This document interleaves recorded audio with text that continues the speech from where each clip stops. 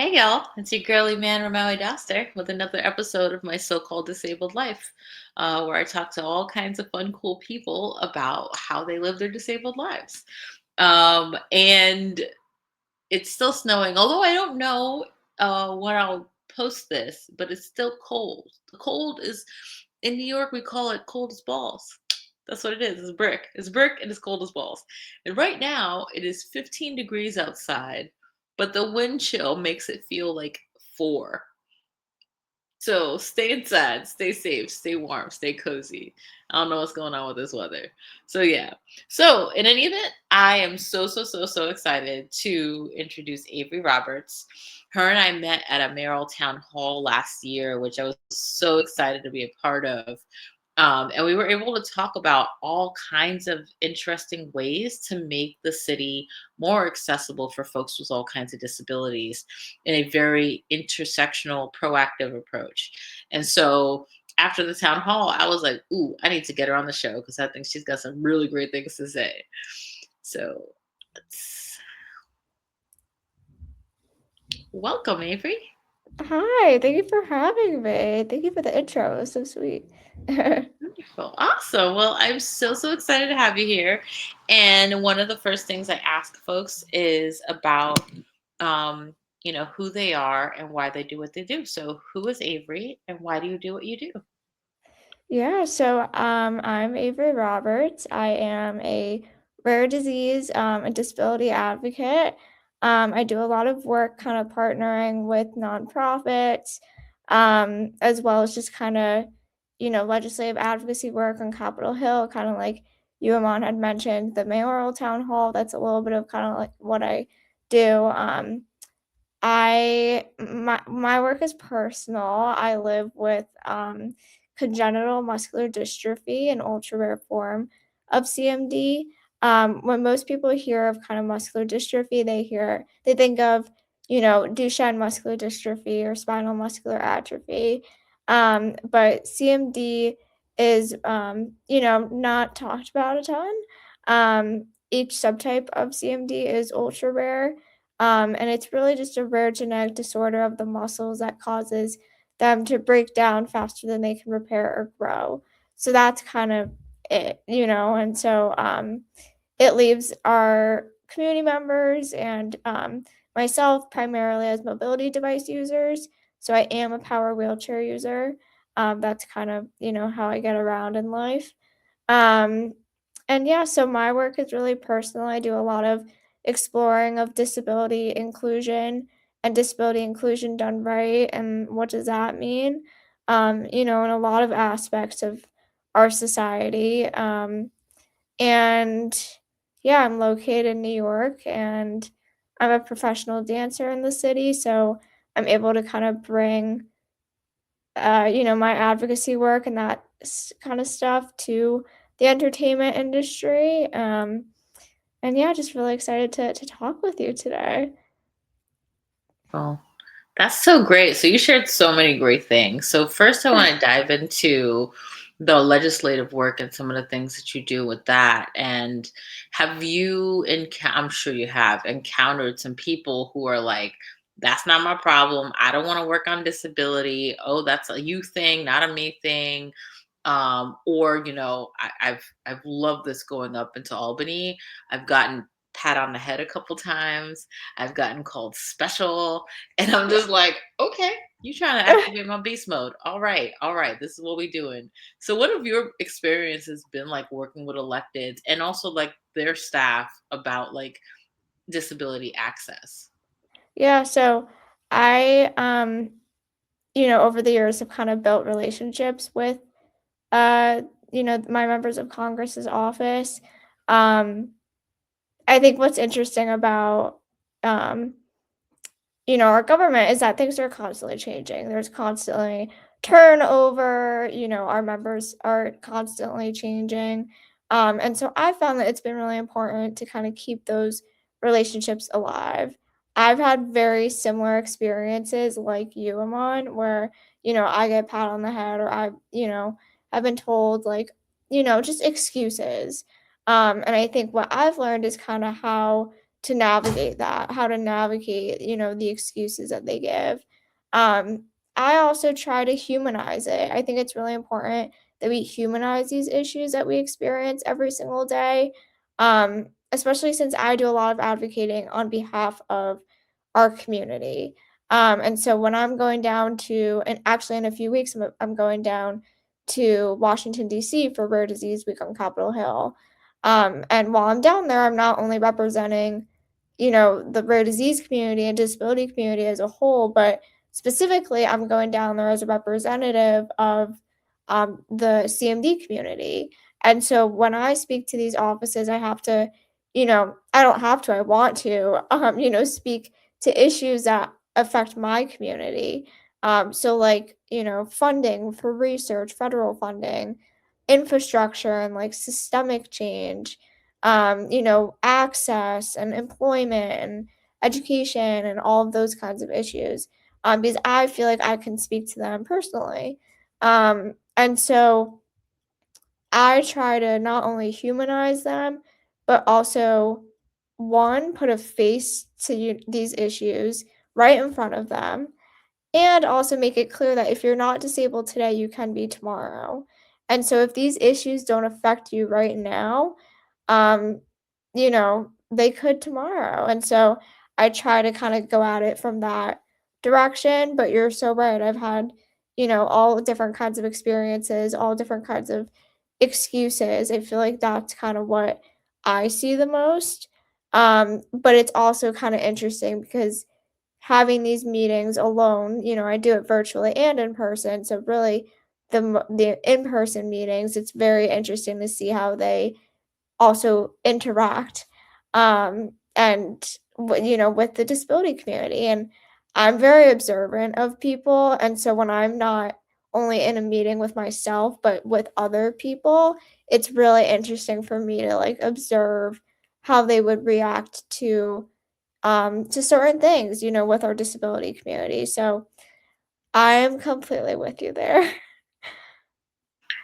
Yeah, no, that's always such a very interesting thing. Like people, especially with electeds, they know you're an advocate. They know you're in this space. They know you speak the language and know the lingo, and then you show up, and they want to act weird towards you because you have a very physical, visible disability. Right.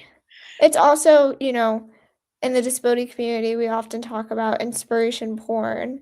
And I think that's the direction they also go at it from, of, this is so inspiring that you've, taken time out of your day to come speak to us.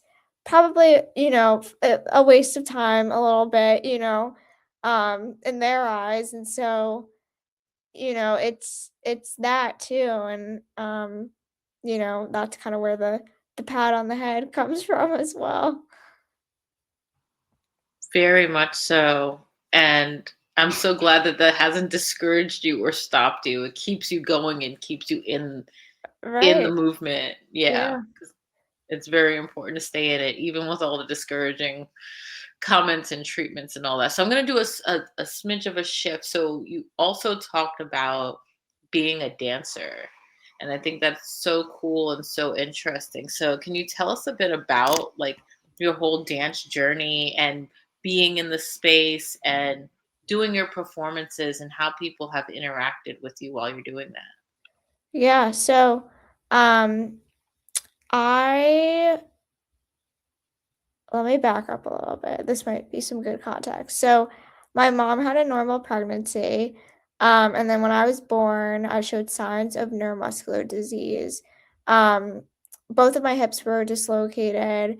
I had to have a open hip reduction pretty soon thereafter. So, I showed signs of neuromuscular disease, and that kind of put me on the path to how you would usually treat that kind of disease. So, like physical therapy, occupational therapy, all the things. And then after many years of genetic testing and a muscle biopsy, which is usually how you would diagnose a neuromuscular disease, um, finally at 7 years old, which is the average amount of years to get a rare disease diagnosis, I was officially diagnosed with CMD.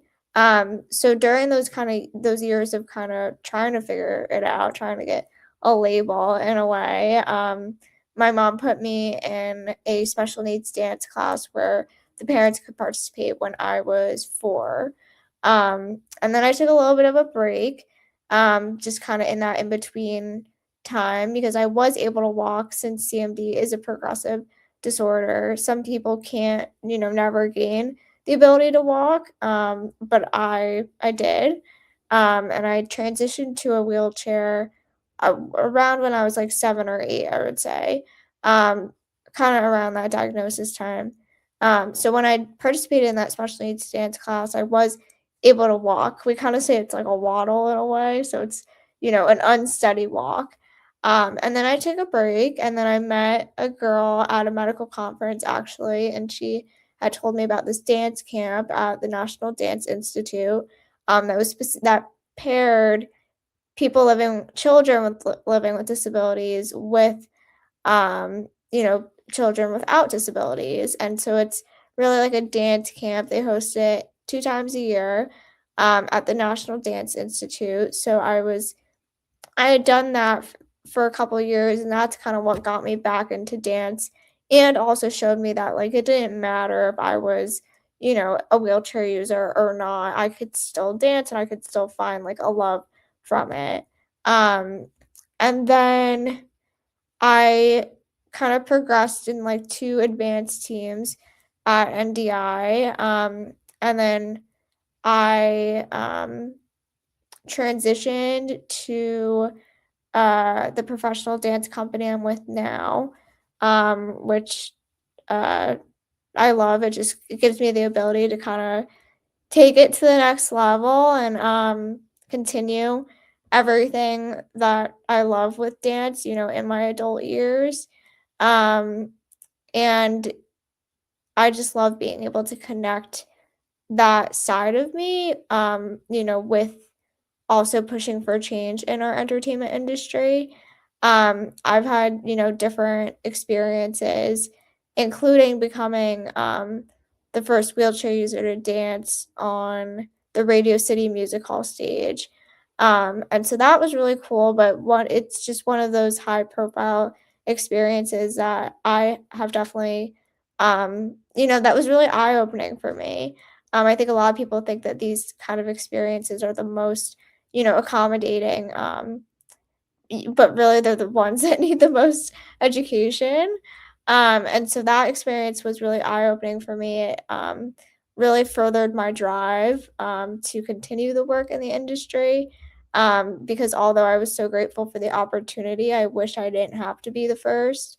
And so those experiences are really what drive me to kind of show that one, anybody can dance, and two, anybody's kind of worthy of seeing their story reflected in, a narrative. Um, Growing up in New York, I'm a huge fan of Broadway. And so I'm really passionate about just authentic disability representation in our industry. And so, if I'm able to kind of join that fight, as a professional dancer, in the entertainment world, I, you know, that's why I do it, and so, I hope that anytime someone sees, a wheelchair user on the stage or, um, in film or whatever in the industry that their, perspective is changed. No, I totally agree with that. And as you were talking about that, I was reminded of I was in this show last year called Spoon Cycle at Opera America about Yeah. chronic illness and lupus. I Mhm. have lupus, and it was incredibly therapeutic for me to be on stage Yeah. to share the essay by Christine Mazzarandino about her struggle with lupus. Yeah. But the space wasn't as accessible as I would have liked it to be. And Exactly. it is what it is. That's just how a lot of these things are. But it just reminds me of how much more access we need to these spaces that we're in. And when Yeah. you have disabled artists being part of shows, do a little something. I don't know, something, anything to make it more accessible instead of saying, well, you just have to work with what we have. Do I though? Come on No, now. Like, it's no, we shouldn't have to work with the bare minimum. And I think also access is so often an afterthought in these spaces, when really, obviously it shouldn't. I think also a lot of people think it's a burden, like, budgeting and that kind of stuff. Um, we're seeing a little bit more that access coordinators are joining productions, which I love and I wish there was more of because I think so often you and I, serve as our own access coordinators. And my friend Jillian Mercado in the disability community, I've heard her say multiple times, and it's always lingering over me that, like, if you want me to show up and do my job well, I'm not going to be my own access coordinator. And if you want me to, I'm happy to be a disability consultant, but pay me more. That's not my job. You should hire someone else for that. I'm here to show up, do my job, know my lines, that kind of stuff. So that's always like lingering over me. And it's so true. Um, and so yeah, I hope that we start seeing that more. I hope that not only from like a backstage perspective, because I think a lot of people don't realize that the ADA only covers public spaces, and so often backstage areas are private. And so these like old historic theaters, oh, like especially in New York, are absolutely not accessible. And so it's like that stuff behind the scenes as well, but also just the audience experience. Like when you're going to a show, you know, I mean, when you look at the amount of, wheelchair spots compared to usual seats, it's absolutely not equal. And so just stuff like that, or even like quiet spaces. For people who are, neurodivergent, who might need, a break.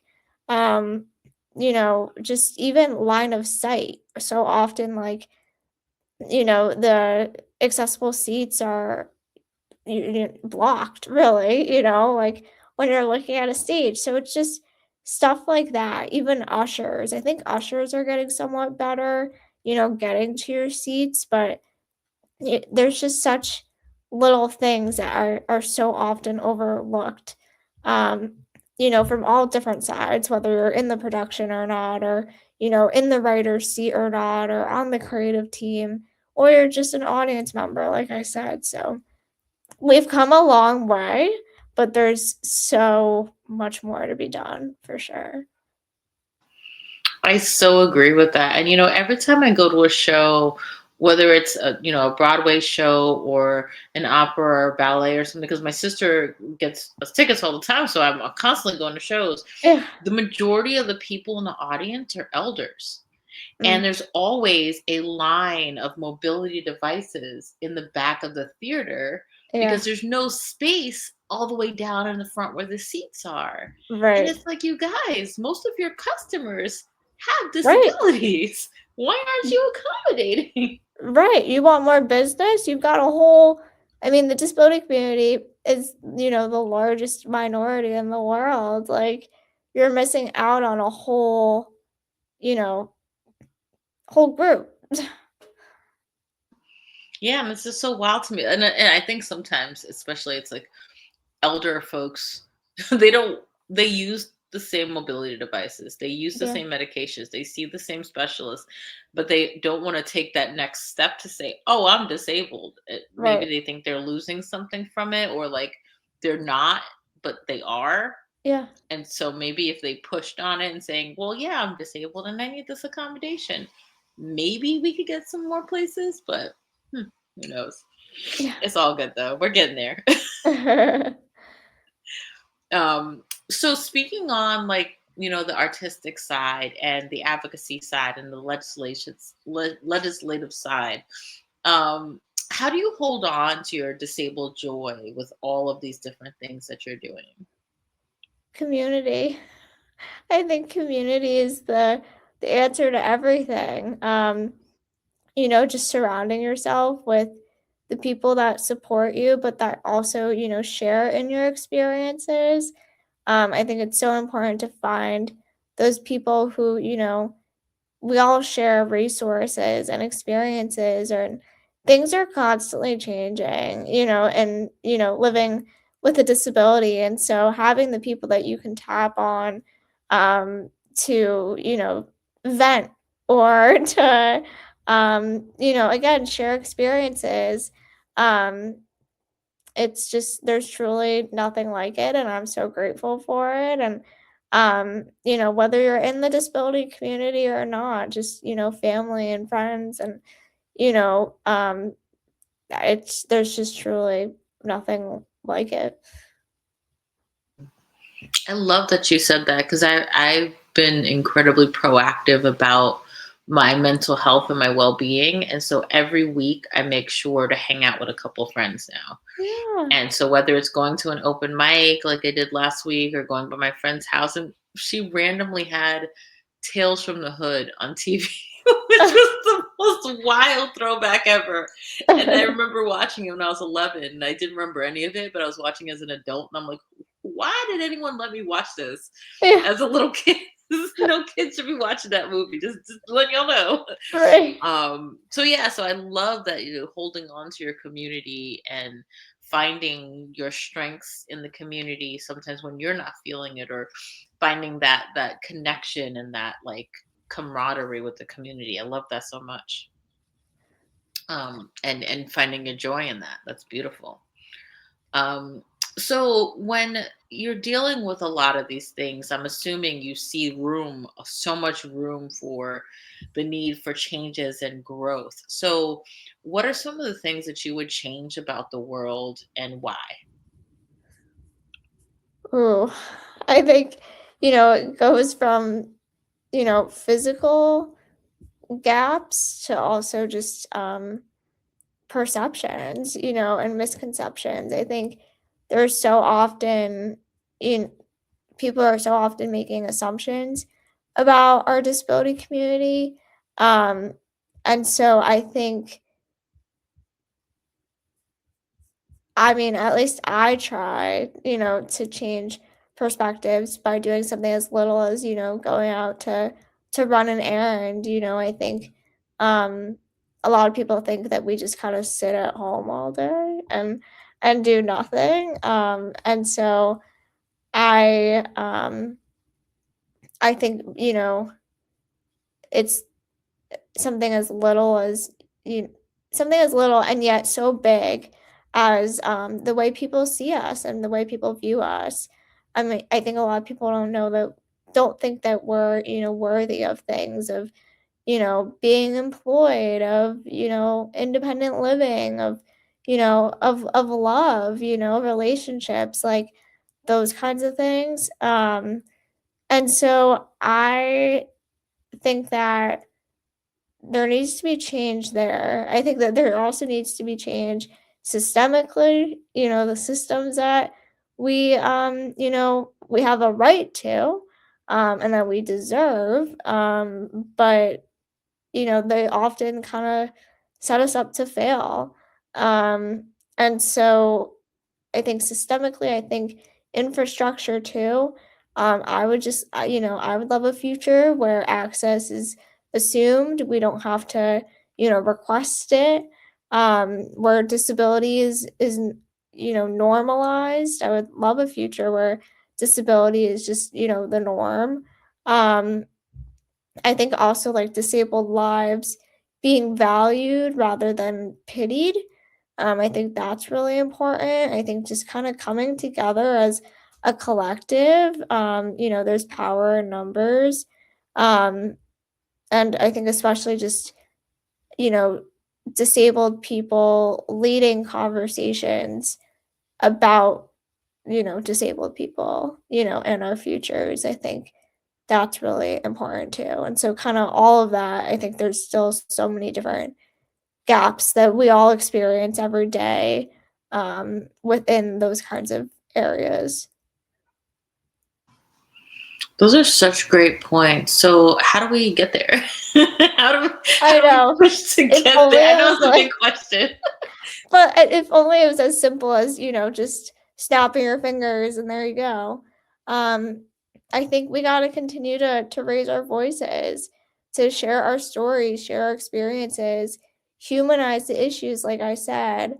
I think a lot of people think like, I can't do that. I can't, go meet with my legislative office and that kind of stuff. But what I tell people is, you know your story best. So there is no right way to do it.